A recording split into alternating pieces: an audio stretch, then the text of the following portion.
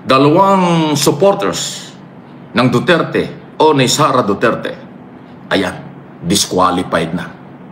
Hindi nagbunga yung paninira ni Sara Duterte nang magpunta ng Maynila para udurugin, wasakin, pinersonal si Benny Abante, ang congressman ng 6th District. Kasi yung palang kalaban doon, mukhang taga-suporta rin ni Sara. At higit sa lahat, naku, naloko na. Mukhang hindi naman Pilipino, kaya disqualified. Si Mr. Uy, ay apelido pa lang, Chowa Uy. Pinagdudahan ng COMELEC yung kanyang citizenship. In other words, hindi na kumbinsi ni Mr. Uy na siya ay 100% na Pilipino. Kahit mayaman kung ano man. Sabi ni Abante, mayaman kasi yan eh. So, hindi ho nakumbinsi ang COMELEC. Dinisqualified siya, pinagdudahan ng kanyang citizenship. So, ibig sabihin, kung yan ay Chinese national, talagang hanggang sa kampanya pala, ang mga Duterte, maka-China talaga. Isipin mo, pati kandidato kanila. Di ba kung mapapansin nyo, nagpunta si Sara sa Maynila, dinurog ang mga kalaban niya. Itinuturing niyang kalaban, dinurog si Valeriano ng 2nd distrito, dinurog si Joel Chowa ng 3rd district, pinersonal lahat yan eh. Si Valeriano, sinabi ni Sara, wala daw leeg. Ito naman si Chowa, inutusan yung kanyang kalaban sa 3rd district ni Sara, binigyan ng apple, isubo daw hanggang sa hanggang sa mawala, hanggang sa mamatay. Isubo daw yung apple. Di ba ganun kasalbahe yung pananalita? Tapos ito naman si Abante, pinersonal niya. Pati yung mga picture na nilabas na kung ano naman masasagwa, hindi naman pala yun ang layunin nun. Yung pala idol niya, yung taga-Europe, sabi ni Abante. Ayun, lahat yun. Pero ano nangyari? Hindi naman pala Pilipino. Yan ang paniniwala ng COMELEC dito sa kalaban ni Abante. Kaya dinisqualified. Kaya uupo, babalik sa Kongreso si Congressman Abante na nilait-lait nitong si Vice President Sara Duterte. Yan yung isa.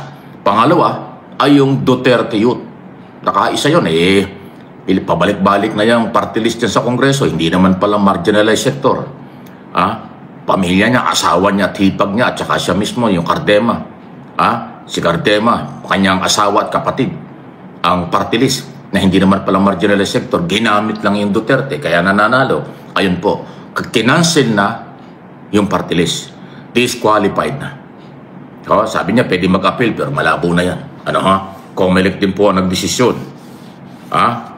Ng first yata o second division ng COMELEC ang nag-decide na cancellation dahil hindi na-justify ng marginalized sector. Ginamit lang yung pangalan Duterte, kaya naging Duterte Youth, at matindi po yung mga petitioner. Yun ang lehitimong youth organization, kabataan, party list, at lehitimong kabataan nagsabing yung Duterte Youth, hindi yan marginalized sector. Yan ay mga tao lang ni Duterte. Tapos nalaman niya, sandali, mag-asawa at hipag yung kinatawan. Saan ka naman nakakita ng ganon? Pero nakalusot na yan eh. Panahon ni Duterte, party list na yan eh. Kumita na yung mga yan. Dito sa nakaraang 3 taon, party list din yan, kumita na rin yan. Ay ngayon, nasilip na ng COMELEC kasi matapang po ngayon. Sabi ko nga, matapang ang COMELEC ngayon. Kahit sino, pag nakita nila na merong disqualification cases, dinidesisyonan. Pag talagang na pinagdudahan nila, disqualified. Pagka naman nakita nilang pwede pang mag-appeal, kung ano man, binibigyan ng pagkakataon. Di ba yung mga tulpo nga merong disqualification case pero dinismiss kasi nakita na wala namang ebidensya. Pero itong grupo, itong dalawang ito, yung kalaban ni Abante sa 6th District ng Maynila at saka itong grupo ni Cardema ay hindi lang disqualification. Kinancel pa yung party list. Ganyang kastapang, ganyang kaseryoso na ang COMELEC sa paglilinis ng mga party list na maaaring ginagamit. Kasi under the law, ito yung party list law. Dapat ang mga party list organization ay totoong marginalized sector. Civil society, samahan ng asosasyon ng mga teachers, manggagawa, farmers, OFW, mga disabled person, senior citizen. Yan ang mga lehitimo. Pero yung Duterte Youth, ano yun? Kabataang Duterte? Kalukuhan yun. Iisang pamilya yun, kaya nga nasilip. Pero bago nasilip, matagal na rin nagpasarap sa buhay. Magkano ang sweldo at allowance na mga yan? Magkano ang port barrel yan? Baka daan-daang milyon na nakuhang port barrel ng mga yan. Diba? Iisang pamilya pala. Mag-asawa at hipag. Pambirang buhay yan, Garapalan. So tama lang, good luck sa COMELEC.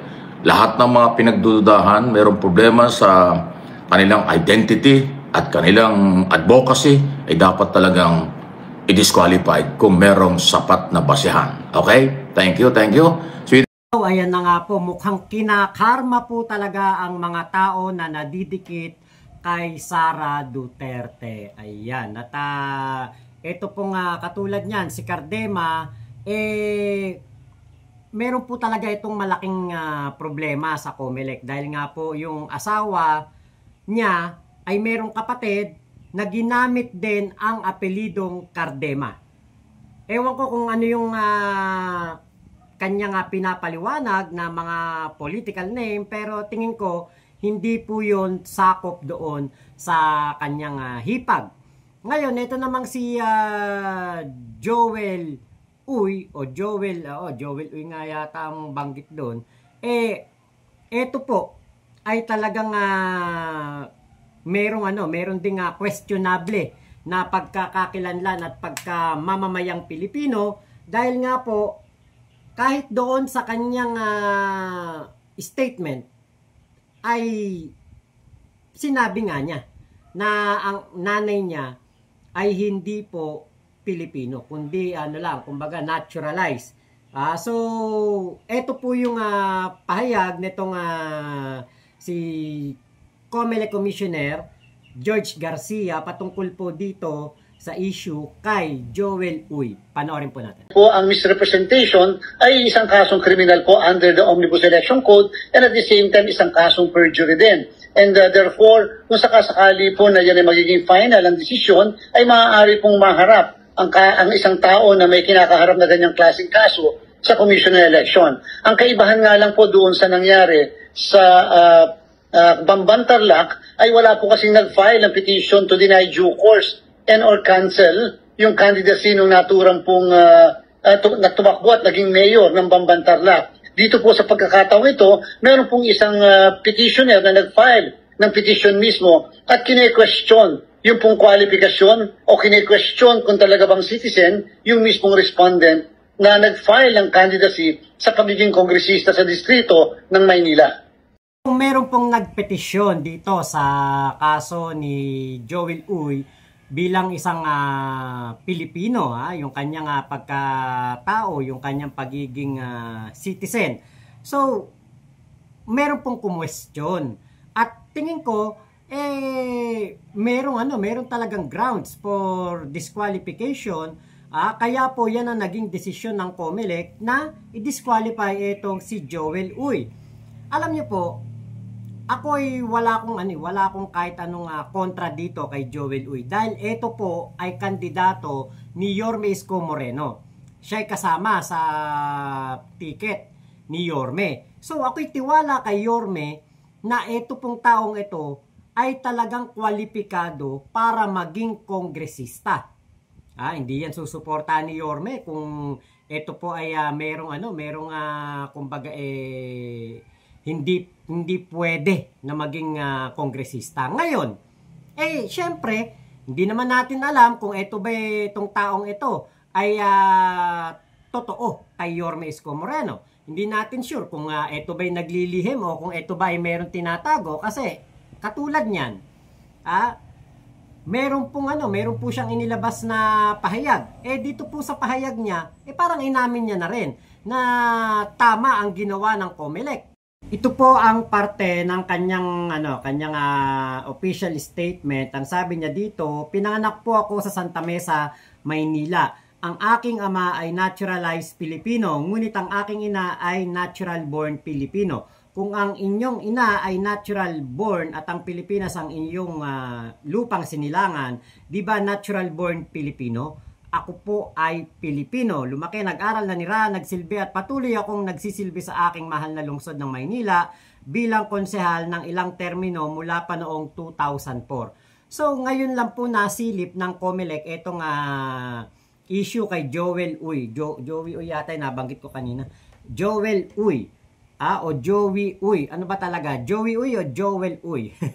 Ang gulo ngayon po, dito po sa pagkakasilip na ito, tingin ko merong nagchuchu. Ito napanood ko po etong interview ni Benny Abante. May nagchuchu kay Benny Abante at nalaman ko rin dito sa video na ito na siya pala ang nagpetisyon kay Joey Uy.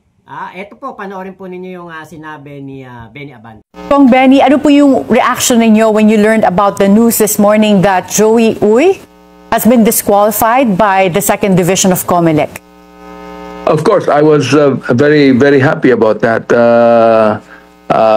Para bang nabunutan ako ng tinik at pangalawa, that I was actually, vindicated.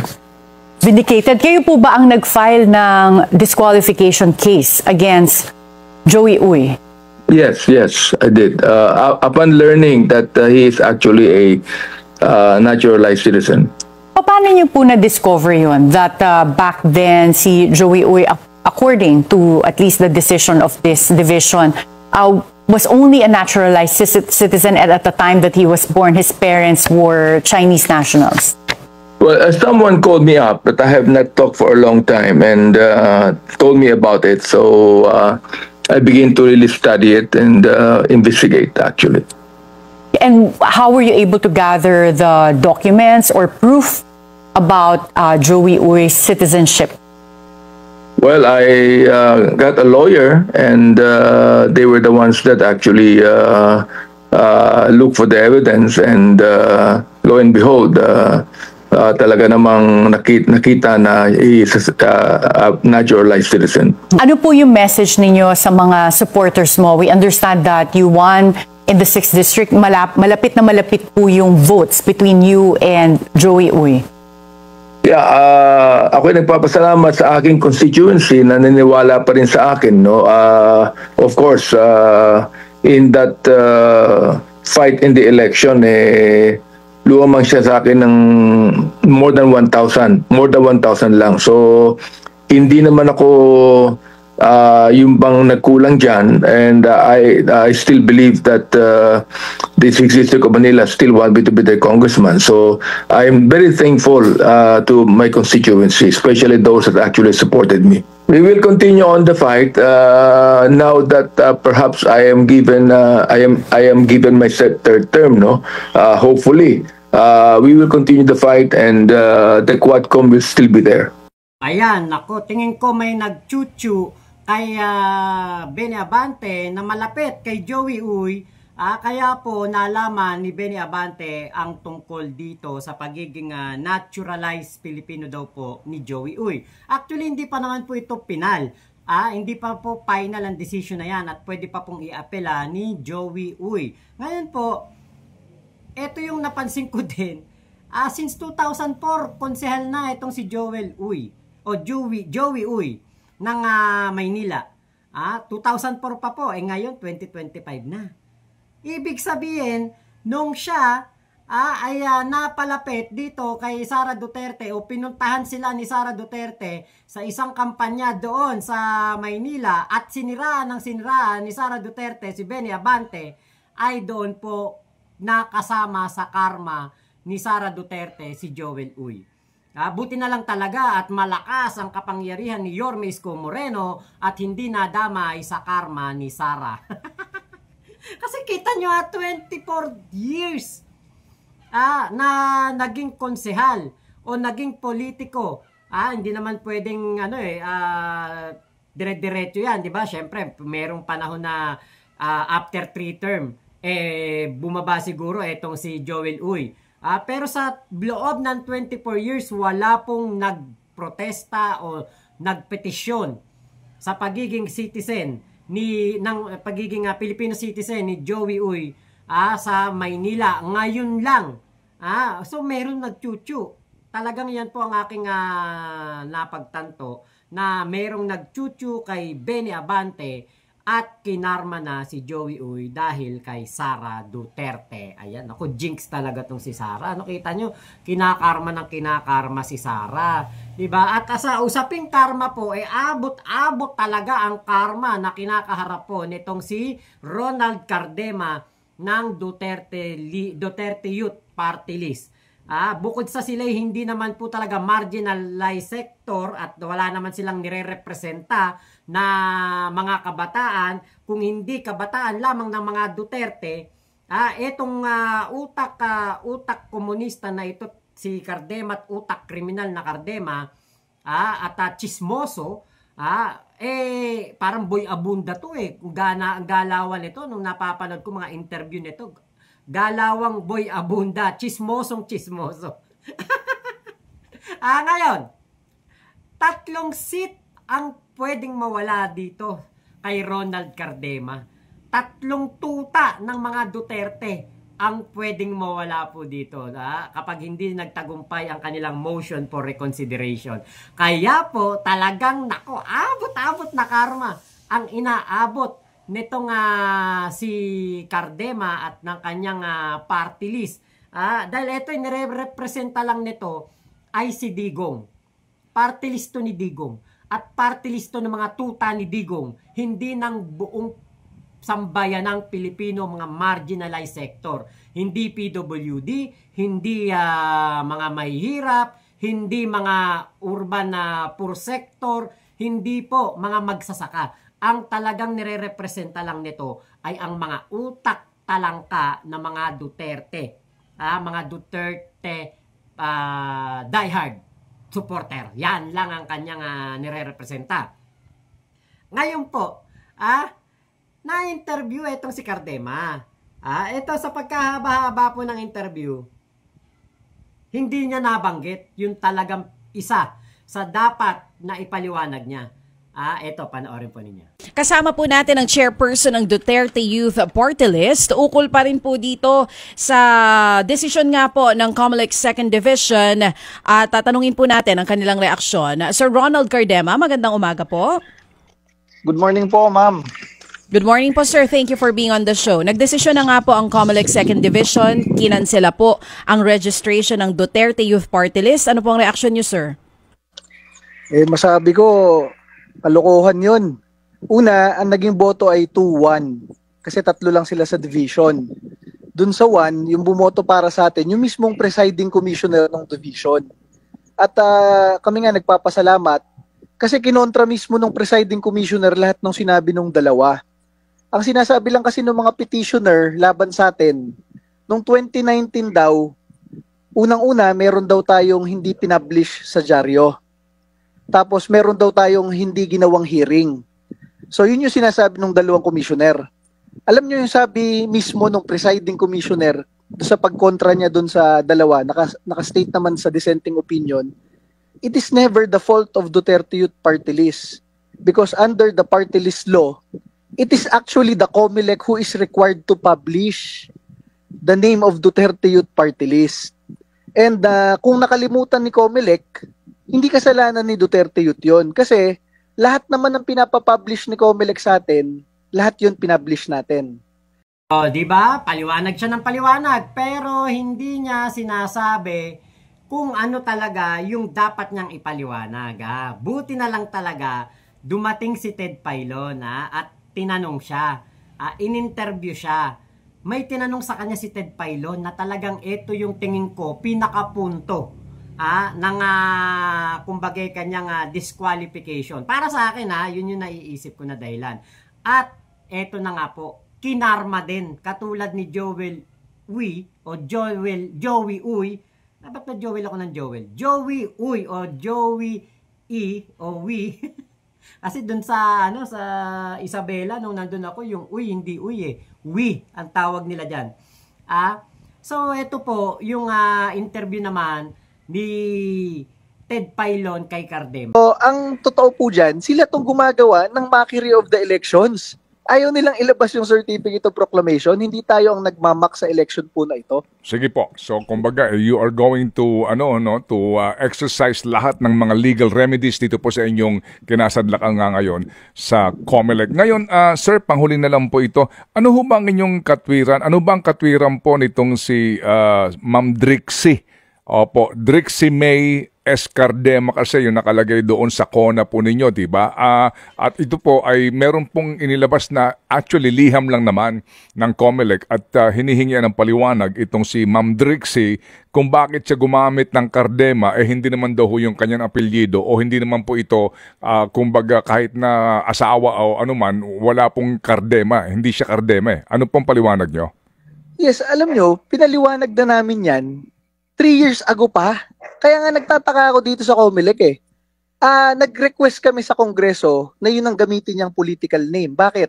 Ang alam ng mga tao, Cardema, ang nakikipag-away laban sa NPA, Cardema, ang kongresista ng Duterte Youth Party List. Dahil ako yung unang nanalong kongresista, then sumunod ang aking asawa, na sister naman niya, yun ang dalang political name. Sa Kongreso po, every start of the term, makikita nyo napakaraming sulat sa SecGen, at sa Secretariat ng Senado kung ano ang gagamiting political name.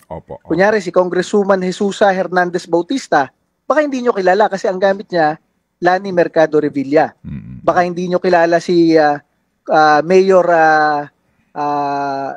Mortel Bautista kasi siya si Mayor Strike Revilla ng Bacoor. Baka hindi nyo kilala si Senator Jose Pimentel Ejercito kasi Senator Jinggoy Ejercito Estrada ang gamit niya. So that is a political name kasi sa Pilipinas po, importante ang name recall. Pwede mo ikatalo yan at ang nagtataka ko dito sa COMELEC, Congresswoman Drixie Suarez Cardema is the Vice Chair of the House Electoral Committee. Ibig sabihin siya yung isa sa nagsusupervise sa COMELEC. Sa lahat ng sulat ni Congresswoman Cardema sa COMELEC, in the past 3 years at sila ay nagre-report kay Congresswoman Cardema, Congresswoman Drixie Suarez Cardema naman ang gamit niya talaga kasi yun ang political name sa Kongreso. Inisyuhan pa siya ng ID ni Speaker Romualdez kasi nga in-apply niya yung political name na yon. Ito gagawing issue nitong mga to. Ang sinasabi ko nga dito sa COMELEC, nire-raise na namin yung ibang issue na mas importante, yung merong apektado ang buhay ng Pilipino katulad na sa Kabataan Party List, ni-rate 3 beses yung member nila. Ayaw kami pansinin naman ni COMELEC. Kami lang talaga tinitira ni COMELEC kasi alam nyo naman talaga, kami nag-file ng attempted na impeachment laban sa presidente. Kaya lahat na pwedeng ibanat sa amin, ibinabanat kahit itong boto, kahit itong pangalan. Pero ang totoo dyan, sino sa Kongreso ang nagbabalik ng death penalty para sa mga plunderer at kurakot? Duterte Youth Party List lang. Sino lang nakikipag-away sa mga NPA at mga makakaliwang grupo? Duterte Youth Party List lang. Kaya nga sabi ko dito, hindi kami bumili ng boto, kami nakasuhan ng vote buying. Sige po. Kami lumalaban sa teroristang NPA, kami nakasuhan ng promoting violence.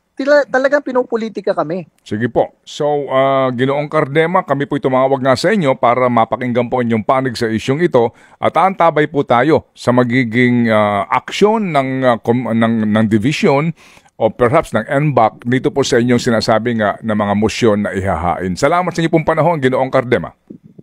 Thank you po, Sir Ted and Ma'am Chacha. Salamat po. Thank you. So kung mapapansin nyo po dyan, kinat na ni Ted Pailon etong si Duterte Youth Party List director o president na etong si Cardema. Kinat niya na. Hindi pa tapos magpaliwanag si Cardema, kinat na. Tingin ko wala ding bilib at hindi rin convincing kasi yung pahayag nitong si Cardema. Kasi yung pong mga binabanggit niya like Lani Mercado, ito po yung mga artista, mga kilala po sa pinilakang tabing. At talagang sila po ay talagang gumagamit ng mga screen name. Hindi katulad ni Cardema na hindi ka naman kilala, hindi ka naman artista, at yung sinasabi mo, abay malayong malayo doon sa sitwasyon ni Lani Mercado at ni Jinggoy. Si Jinggoy ay anak ni Era Estrada. Si Lani Mercado ay asawa ni Bong Revilla.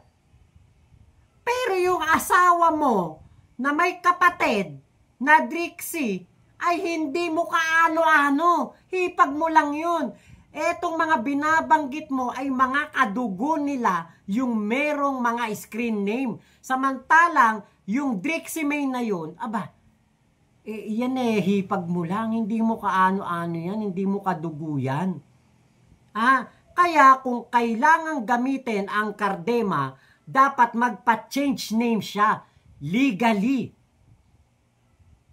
Kung siya'y talagang kilala na Drixie May Cardema at maraming nakakakilala sa kanya as Drixie May Cardema. Pero kung ginamit lamang niya ang pangalang Cardema na hindi dumaan sa usaping legal, abay malayong malayo. Hindi mo pwedeng talagang ipagamit ang apelido mo kay Drixie May unless na maging asawa mo siya. Kasi yun lang naman ang magiging solusyon para talagang siya ay maging Cardema. Or meron kang kapatid na lalaki at mapangasawa itong si Drixie May Suarez, syempre magiging Cardema siya. O kahit meron kang pinsang lalaki na Cardema din ang apelido, magiging Cardema rin siya kung ito'y mapapangasawa. Pero dahil sa paliwanag mo, napansin ko, ultimo itong si Ted Pailon, kinat na ang pagpapaliwanag ni Cardema kasi nga, hindi convincing. Yung mga binanggit niya na mga popular na pangalan, kadugo ang mga gumagamit ng mga screen name like Erap Estrada and Bong Revilla. Diba? Kaya, kaya kahit si Sal Panelo, walang believe sa'yo. Cardema, kahit si Panelo, walang believe sa'yo at sinusuportahan pa ang pagkakadiskwalipika ninyo. Kasi halatang-halata naman na ginagamit mo lang ang mga Duterte, ang pangalang Duterte Youth para kayo ay makapwesto. Tingin ko nga kinarma din talaga. Bakit? Kasi last 2022 election, nung nanalo tong si Drixie May, wala pong umapela o walang nagpetisyon.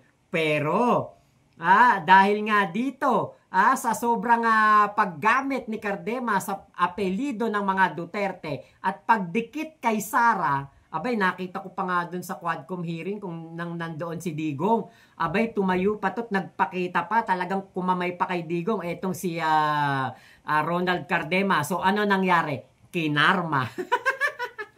Kinarma dahil kay Sara at kay Digong etong si Cardema. Yan kasi akala ninyo swerte kapag merong Duterte sa inyong mga pangalan. Akala nyo swerte kayo pag ginamit nyo ang Duterte. Hindi nyo alam, ito ay isang jinx. Kaya nako, pasalamat talaga ako. Yung pagpunta ni Sara Duterte doon sa Maynila, hindi nakaapekto sa pagkapanalo ni Yorme Isko Moreno. Buti na lang talaga. Walang problema si Yorme Isko Moreno sa pagkapanalo niya. Dahil etong mga taong ito na gumamit o ginamit si Sara o ginamit ni Sara para sa kanyang political move, heto at kinakarma na nga po. So, hindi pa pinal, pero 'di ba, yung ikay dumaan sa masalimuot na bagay katulad nito, masalimuot na sitwasyon, naku po. Stress 'yan. Maraming problema 'yan, nakakapag-isip 'yan, 'di ba? Talagang ikay hindi makakakain lalo na't katulad nitong pinagmamalaki ni Cardema na 2 milyon bumoto sa kanila. Kung 2 milyon nga bumoto sa inyo, ito na mga inyong pagkakakilanlan questionable, 'di ba? Hindi umaayon sa batas, walang kwenta rin yung boto, 'di ba? Kailangan niyo munang maging totoo sa batas, kailangan niyo munang maging law-abiding citizen bago kayo makakandidato o bago kayo makapwesto sa gobyerno. So, lamang po, maraming salamat Sir Mike Abe sa video na aking nireaksyonan na MA Pinoy TV at Mike Abe Opinions dito po sa YouTube. At salamat din po sa lahat ng mga tropa pips natin. Ingat po kayo, Momo, Chup Chup. Love you, love you. God bless us all. Pilipinas. God first. Salamat po.